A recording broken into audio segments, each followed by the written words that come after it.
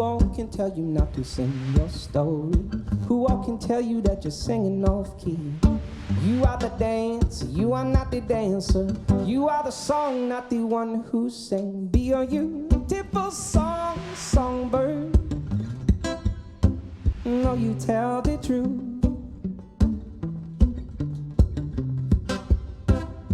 You tell the truth. You tell the truth. From the Media Factory in the south end of Burlington, Vermont, this is 99.3 FM WBTV LP Burlington and streaming online at 993wbtv.org. And we're also live on TV, VCAM channel 15 and 215, and also streaming online on YouTube on the Morella DeVoe channel. This is Thrive with Morella. Welcome. Today's show is especially for you moms and dads out there. As an adult, have you ever found yourself wishing your parents had given you better money skills at an early age? I know I did. So whether or not that's the case for you, now as a parent, are you teaching your kiddos the skills that will set them off to have an empowered financial future? Do you even know how to do that in an age-appropriate way? So my guest today is all about that. John Lanza is on a mission to help families raise money-smart, money-empowered kids so they can live happier, more fulfilled lives. And to that end, he has written The Art of Allowance, a short practical guide to raising money-smart, money-empowered kids. It is definitely a short book. It's such a quick, easy, fun read. I really enjoyed reading John's book. And he's also the author of several children's picture books on money skills. John is the creator and chief mammal, I love that, of the Money Mammals, which is an award-winning program for credit unions nationwide.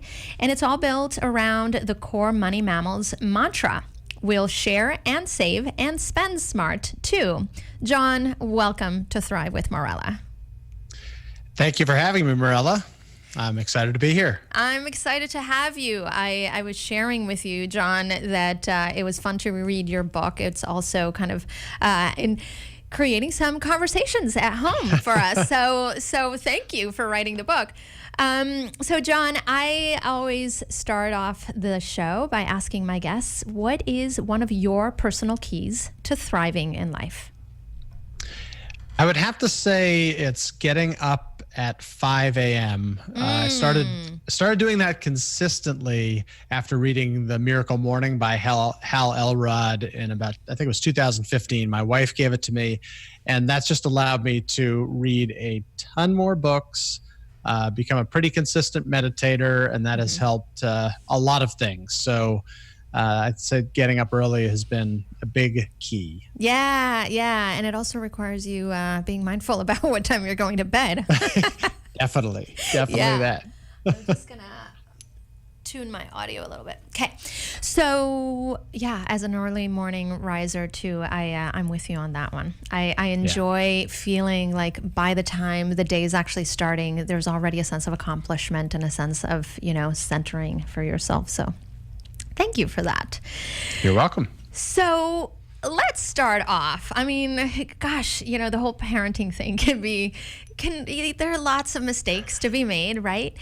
But when it comes to money, I started off this is a conversation that I've had with different guests on the show. I've had different money experts on the show because money is such an important aspect to thriving in life, right? Or not. Sure. It's so very often, I think many adults find ourselves well into adulthood and realizing, my God, if I had learned this money thing earlier. So my assumption is that one of the mistakes might be for parents not teaching their kids about, money skills. But what are some of the biggest mistakes you see parents make when it comes to money? I think it is just not starting a conversation, and that very typically comes from feeling uncomfortable. But I can go right here on record, and you'll see it in the book, is I was not a money expert, and I don't even, I think that's the thing the parents need to feel comfortable with, because the kids are going to get an awareness of money. Every parent knows it starts really early. Mm-hmm. And if you're not the one who's going to step in and try to teach them something about it, they're going to learn, but they're going to learn in a way that, you're not being purposeful about teaching them. So it's worth jumping into the fray, and it's not nearly as scary as you think it is once you actually do it, particularly with younger kids, because we're not talking about any kind of complex financial instruments. We're just talking about the basics. Right. Yeah. Yeah, the basics. And I think, one of the things that I'm trying to be more aware of is, even sharing, what are some of the mistakes, some of the things that we've learned throughout our adulthood. Because, my dad was really, really good with money. My mom, not so much. But neither one of them talked about it. I could have learned so much. Well, it's funny, because the reason that we kind of got into this was that our parents, we both come from pretty frugal families, right? So I would say probably all of our parents, but we just happen to be that way, both very frugal. But I grew up as more of a spender, and my wife grew up as more of a saver, right? And people do have distinct money personalities. And it was that kind of realization that led us to think, well, we've got to figure out a way. We knew we wanted to raise our kids to be money smart, because we knew, like you said at the start, how important it is for kids to kind of get a grip on, for any of us as humans, to get a grip on money. We want money empowerment. We want to be in control of money, right? We don't want the other way around. And so it seemed a little random that I was one way, she was another way. And so we wanted to figure out a way to communicate smart money messages to kids. My natural inclination was to make it fun, because I came from entertainment, some education. It just made sense. Like, let's take something that's kind of on its face, kind of boring, and make it fun. And that's why we created the Money Mammals program, to get kids excited. And we realized after that, though, that parents need a plan, because the kids get excited, and that's good. They're learning a little bit, but without real money, it's all kind of abstract. And that's the whole idea behind the Art of Allowance is, here, parents, now your kids are excited. So here's a plan for how you can kind of get money in their hands so that they can start learning, rather than being in the abstract world, but in the real world with real money. Right. Yeah, it's one thing to play Monopoly and another one to have real money to spend. So let's talk about the allowance debate, because obviously, even within a household, there can be two parents with different opinions. Yeah. So talk. Can you illuminate for us the core of the allowance debate, the pros and the arguments on both sides, and why you came out in favor of allowances? Because I really love your perspective on this. Yeah, I think the main debate on allowance is whether to tie it to chores or not to tie it to chores, I think, a lot of times. And so I'll address that one kind of immediately. And I think allowance itself is a bit of a loaded term, because it sounds like a giveaway, right? Mm-hmm. And nobody wants to do some kind of giveaway for their kids. Right. But when I explain what an allowance is, so an allowance is a teaching tool to teach your kids to become money smart, to get to learn the basic money skills. So the ones we talk about, the basics are setting and saving for goals, identifying the difference between needs and wants, and making smart money choices. And that making smart money choices is at the heart of everything, because the reality is that throughout life, every time you get money, you are making a choice, whether you're consciously making a choice or not consciously making the choice, whether you're going to put that in your wallet and spend it, whether you're going to take that money and you're going to put some of it to save, whether you're going to share or give it to charity. You're always making decisions. And the more conscious we can be of those decisions, the better. That's why we're setting up an allowance for our kids to teach them those things. The reason that so an allowance has a purpose, and as long as a parent, you have to intentionally tell your kids about that so that they understand what the purpose is. Even as young as 5, and sure. So people want to tie it to chores because they feel like, well, they have to work to earn money. That is a different lesson. an equally good lesson, but it's a different lesson. That chores teach you that you have to work in order to earn money. Different than allowance. An allowance is teaching you how to use money properly, how to get money smart, right? So, and the other thing is that there are basic chores you're not going to pay your kids for, right? That they just have to do. And it feels so those, those are different from with every family, whether that is making the bed, whether it's cleaning the dishes, clearing the table. It's different for every family, but those are not chores that really the kids should be paid for, because they're doing those as part of the family, and they can't opt out of those chores if, say, down the road they're 15 and 16 and they have their own money and they're like, you know what, I don't need the money, I'm not going to do those. No, they're living in your house, they're going to do those. Yeah. They're going to do those chores. Yeah, and that's where, for the basic chores, I think that there's an element of, instilling in the children what is essentially community living and family living, and how everybody has to participate into creating the atmosphere and maintaining, a pleasant atmosphere at home. And you don't pay your kids to do the things that are all about the living. But so I really liked how you made that distinction in the book. And I love the idea of the allowance really being about teaching very tangible money skills to your kids, to your children, because it's so important. There was someone, I think it was my very first guest on the show on money, where we were talking about money shame and how, I think it was reading her book about it. This was Barry Tesler, I think. And we were talking about it. She talks about money shame. And it was in reading her book that I realized, oh my God, yes, nobody teaches us these things. And then we're adults and we feel shame because we're supposed to know it magically. Yeah. So I love that you're doing this work, and that you are, obviously having a big impact with credit unions and through your books and all of that. So then let's jump into your 3-jar allowance system. I loved that. So will you explain for our audience, our viewers, what your 3-jar money system is, how it works? Because I think it's wonderful. Yeah. So you got the 3 jars, which people may have heard of. So that's the idea is the share jar is for charitable giving. The save jar is for longer term items, so kids learn about delayed gratification. And then the spend smart jar is for immediate items that they want. We put the smart on there to emphasize the choice making that they're doing. So when they're making choices, we want them to be thinking about being smart. They are not always going to be smart, just like we are not always going to be smart about our purchases. But that's what the idea with the 3 jars is. And then when you set an allowance up, let's just say for a 5-year-old, you would give them $1 per week per age of the child. So that translates to $5 for a 5-year-old. And the way you break that up in dollars is, so $1 automatically goes into the save jar. So the idea here is you're teaching them to pay themselves first. Okay, that's like an axiom of any money smart program. Doing that, so they don't have a choice. That $1 has to go there, and then $1 goes into share. That's for charitable giving.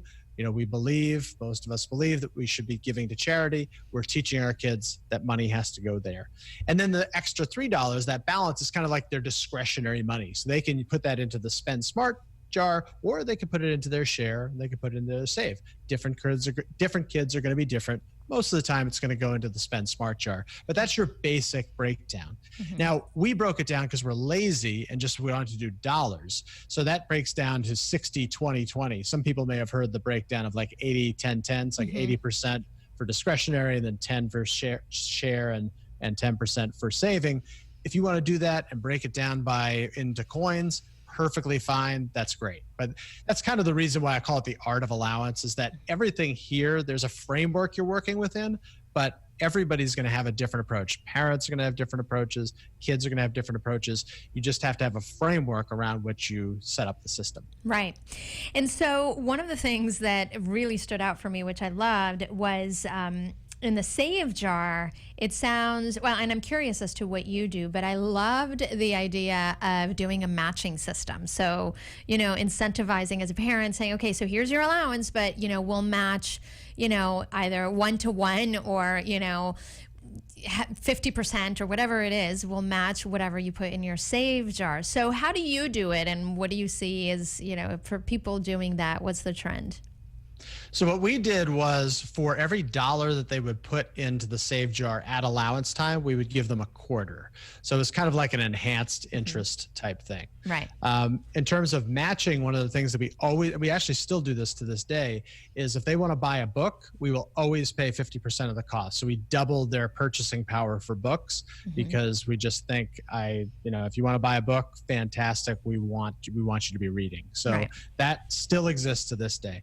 So going back to that, so it's a quarter for every dollar.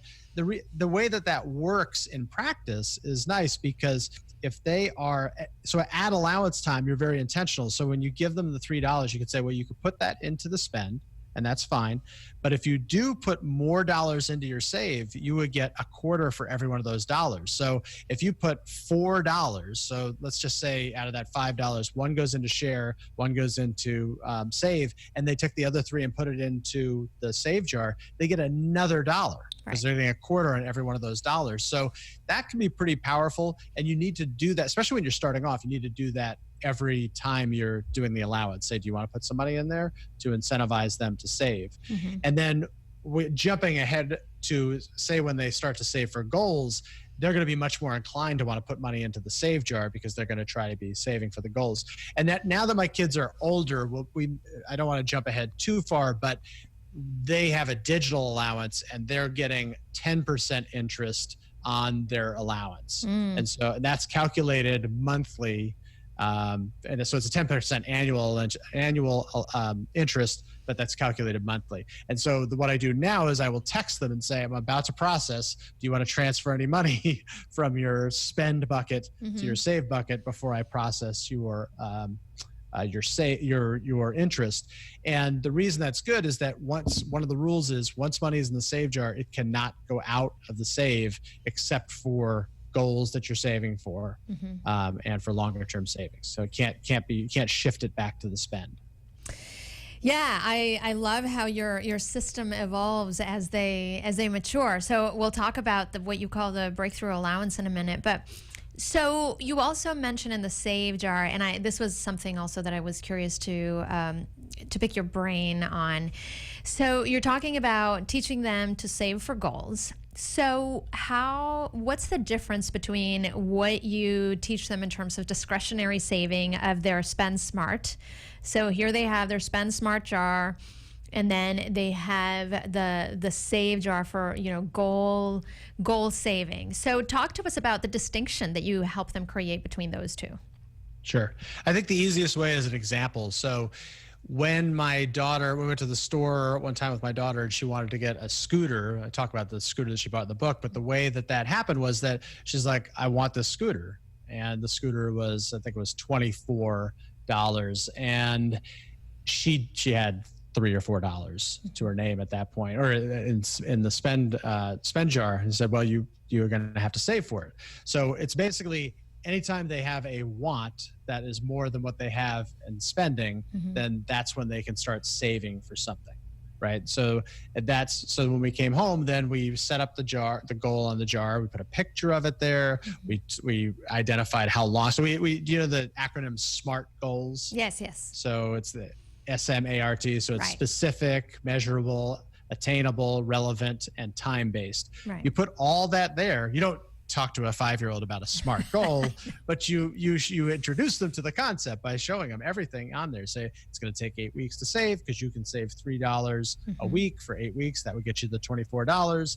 And then as you go through the process, you can move the time forward or have them get to their goal faster during allowance, where you say, well, you could take that money that you are going to spend and put it into the save, and they typically will funnel more money into the save jar in order to get that. Plus they're getting their matching, right. Their incentive there too. Yeah, I love that. And I really loved how you add like the visual cues, like, okay, let's put a picture of the scooter so that you can, because it also helps them not forget. And so here's the other question too. When you implement the waiting period, because you talk about it in your book, it's like, oh, I want this. But so now, if they do have the money to purchase it on the spot, you have you've implemented a waiting period. So talk about that. Sure. And this is more applicable to the older kids because as they get older, they get larger allowance, they're going to have more discretionary money, right?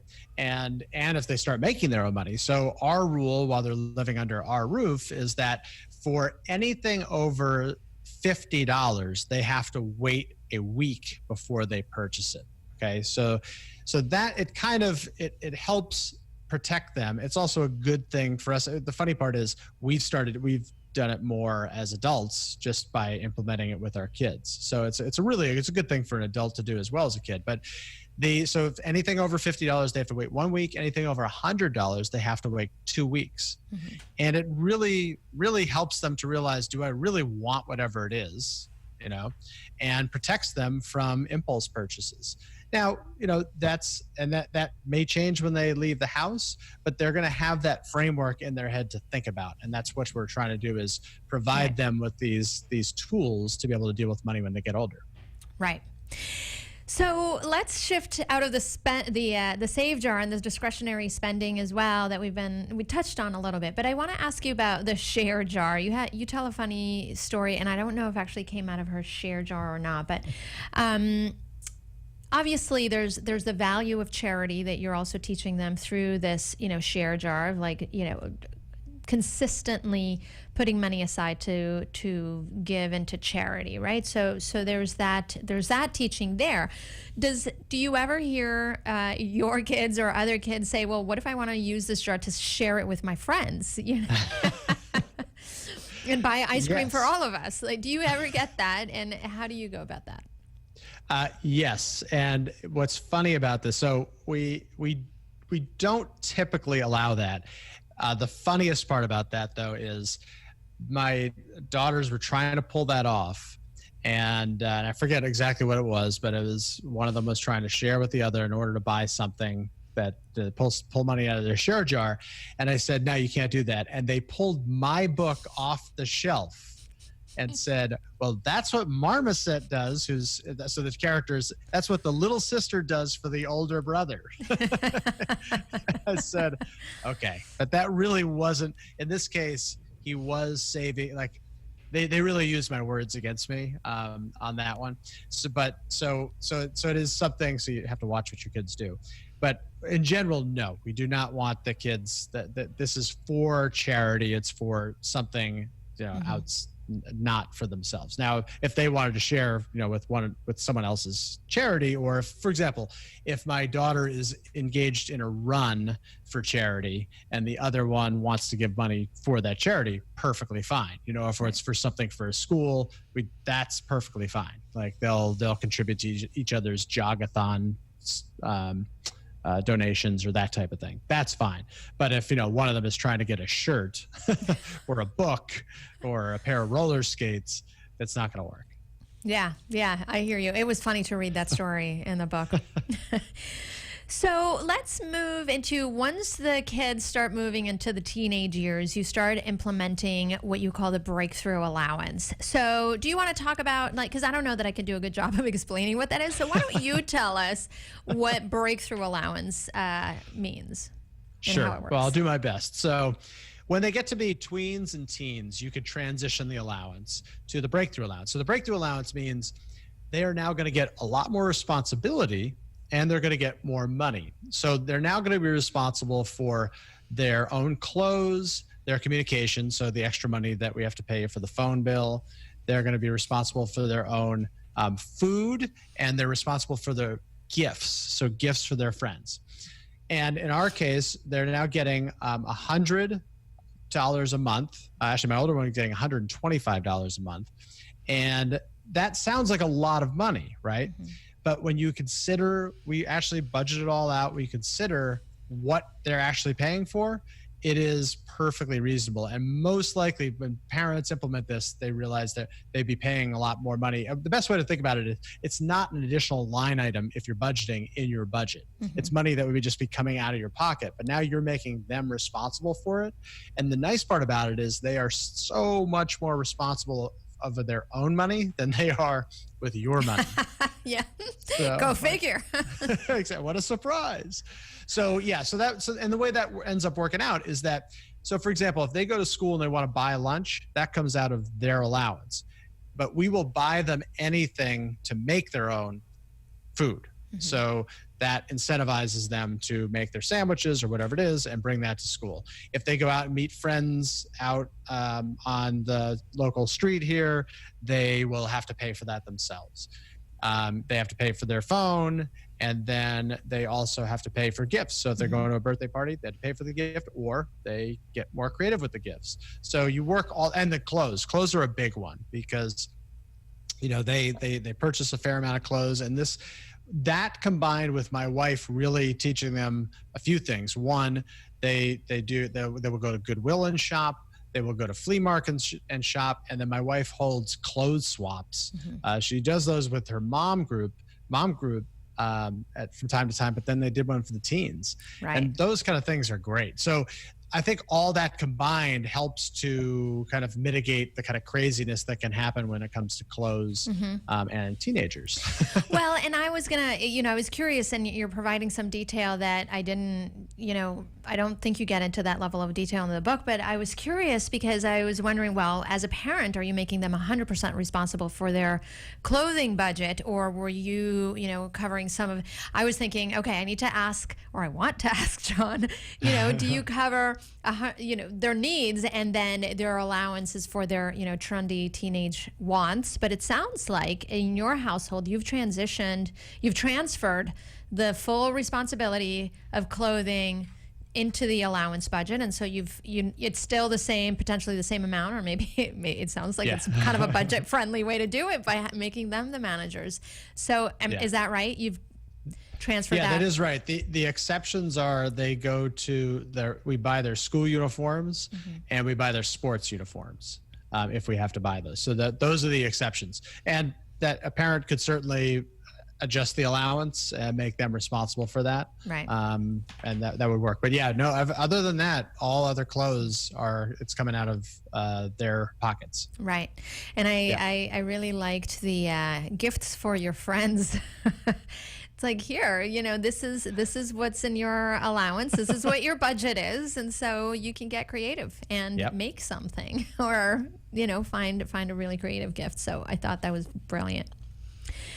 Well, and when we actually did the spreadsheet for that, she wanted to do, I think it was, I forget if it was 10, because she identifies over the course, the way you figure it out is over the course of the year, how many birthday parties you think you're going to go to, how much you want for each of those parties. She wanted 25 per person. We're like, no, it's 20. And that could be different for another family. Might be like, nope, 15. So it's all negotiable. And, the spreadsheet is very easy to use.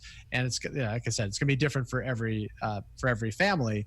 But most importantly, it transfers the control to them, and they can start to get money smart, right? Yeah.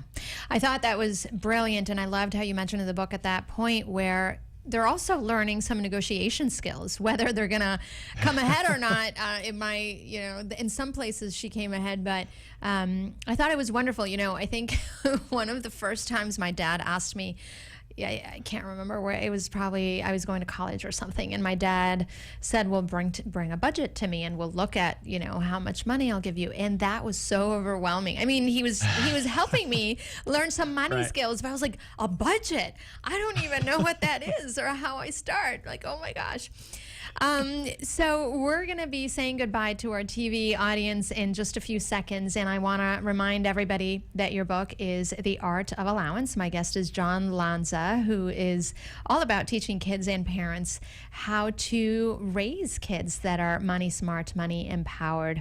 And this book is a really wonderful, very quick, very practical guide for parents on how to do this effectively with their kids. So we'll say goodbye to our TV audience. You can continue watching the conversation on YouTube on the Morella DeVoe channel, or listen to it on the podcast or on the radio in 99.3 FM in Burlington. So, John, there's still more that we could talk about because sounds good. There's so much more. As you can tell, I've been looking forward to our conversation. So, when you get into the breakthrough allowance conversations, it seems that you're starting to teach also about budgeting and tracking and negotiating. So, what are some of the trickiest bits that maybe might be?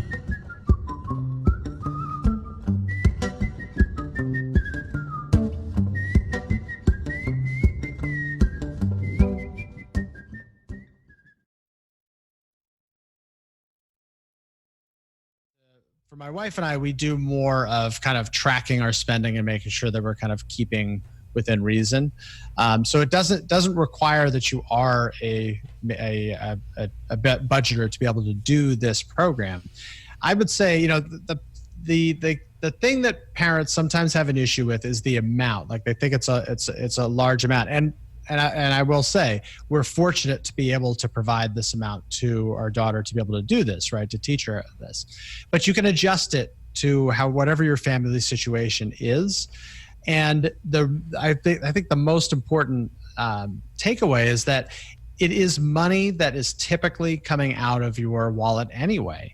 And it's really, you want to give them control over the money because now they're starting to learn. So two things. One, they're getting the money in a big chunk. That's something I forgot to mention. So they get it in a monthly chunk. So they have to learn to basically budget that over the course of a month, much different than a week. And yes, they typically blow through it the first time they get it faster than, you know, and by the time they get to the next month, they're desperate for their next allowance. But that's part of the learning process, right? So that's really, really important, is that you do it in that you're doing this in this lump sum amount. Yeah. And I forget my second point. I'll remember it afterwards. You know, it's funny because okay. So if you think about it, come back to it. But Yes. yeah, I can see the value of learning early on when you get that big deposit, especially how you transition them to an automatic deposit where all of a sudden the money isn't in cash. It's like all of a sudden these numbers.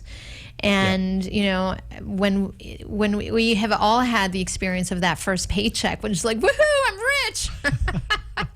Let's go out and have fun. Right. It's incredible, isn't it?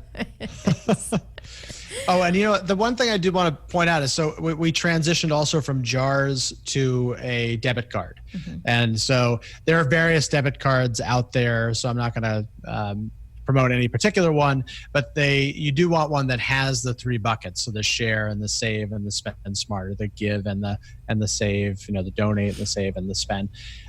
That's really important. And it's important because for kids to understand that digital money is just as real as physical money. So it's good to make that transition from the physical money to the digital money. Now, if you're getting started a little bit later, say you start at 10 or 11, I would still start with cash. Mm-hmm. And the reason I would start with cash is that with the cash during allowance time, having them physically see you separate the money into jars is very powerful, and it's very useful for them to see that. And with the digital allowance, they don't physically see it. Right. So I think it's good at any time you're starting to start with cash. With a older kid, you can transition to the digital allowance quicker, and there's no denying the convenience of the digital allowance, because you just don't forget it like you might forget to stop and get cash at the store for your physical allowance. Right. But you do want to make a transition from cash to the digital allowance if possible. Right. Before they go off to college and they have never had an account of their own. So sure. Just for clarity's sake, then, do each one of your girls have three bank accounts, one for each bucket? No, it's one. So it's one card, one debit card. Yeah. And that has the three accounts broken down. So right. So there's three accounts within that same. With the one debit so card. It's a share, a share, save, and a spend on that debit card. And they also have a separate savings account. And now the older one has an investment account. Mm-hmm. And we are automatically taking a small amount now from her spend money to that investment account. Which is phenomenal, because now know she's then in the space of learning about investment and getting excited, I'm sure, as she watches what can happen. Yeah, let me just quickly tell, because this is where it gets scary for parents, and I want to allay their fears.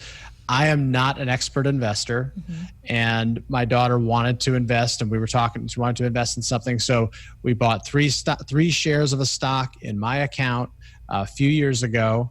And the beauty of doing this, so don't feel like you have to be an expert investor.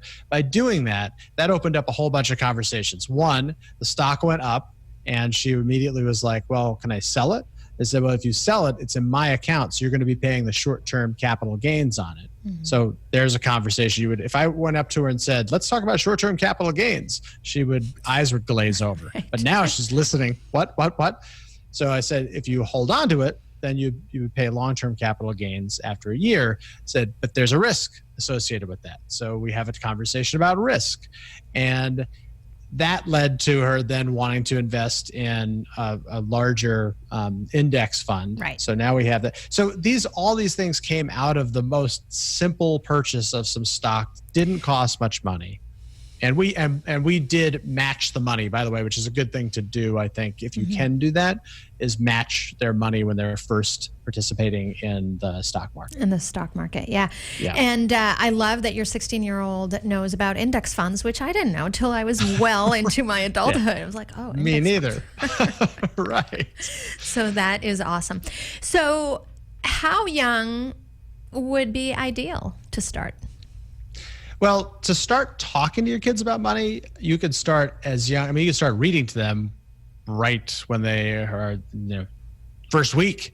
But really 2 years old, once they start to have any awareness of money, you want to kind of start you don't want to avoid the conversation.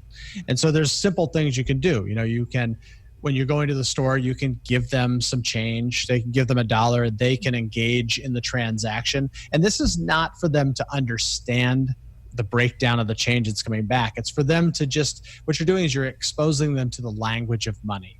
And the way that I like to explain it is like, we read to our kids from day one, because we now know we're building the foundation for later reading and writing. That's called emergent literacy. There's a thing called emergent financial literacy. So we're exposing them to money language. And here's the other thing. They're going to be exposed to money language. And guess what that money language is from age 2 on if it's not from you? It's spend.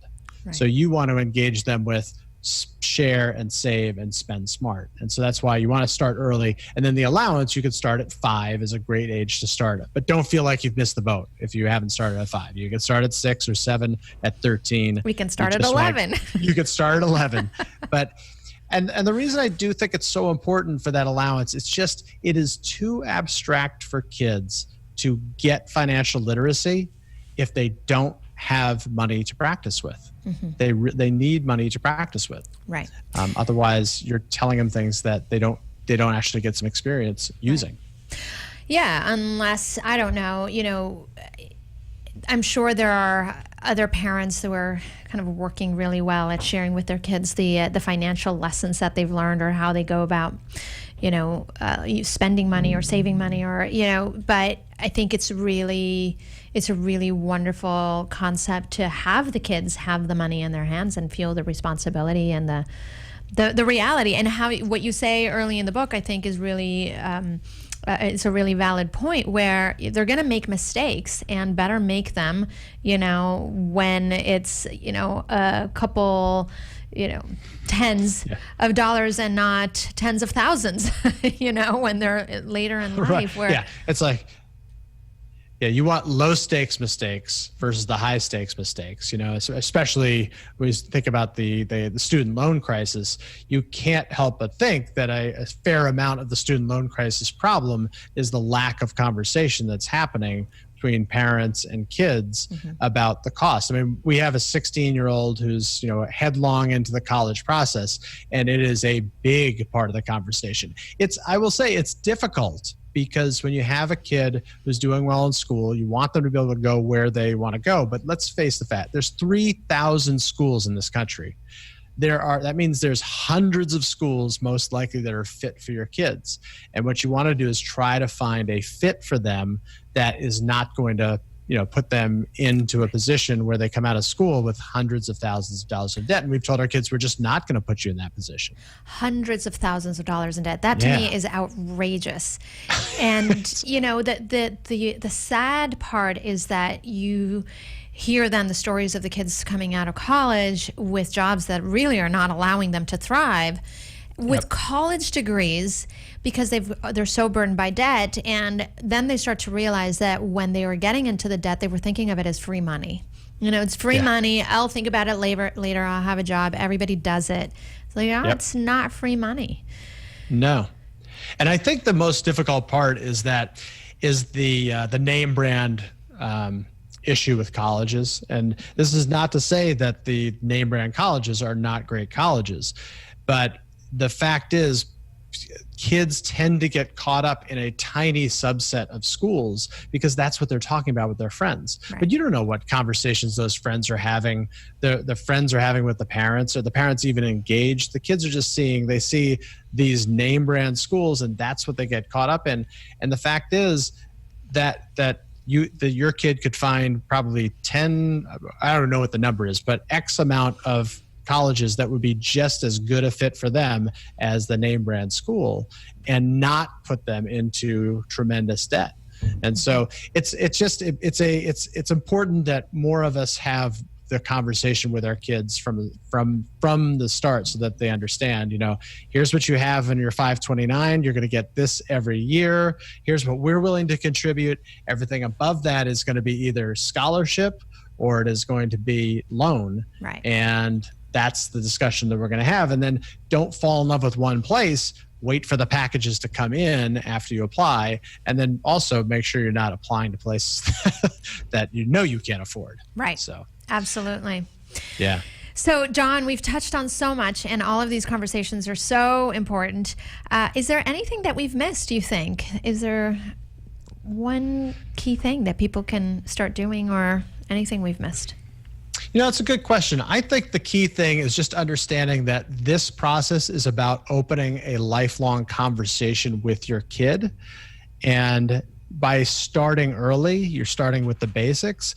Anybody, however uncomfortable you might be, whatever money shame you might be carrying, when you're talking about the basics, it's something we can all kind of reorient ourselves and begin the journey with our kids. I've learned just as much in the process of teaching my kids, I think, as they have. Mm-hmm. And so we can embrace that, go on the money journey together, and understand that the back and forth is really what matters, those conversations. And you'll have conversations you never would have imagined would have come up when you start this conversation with your kids.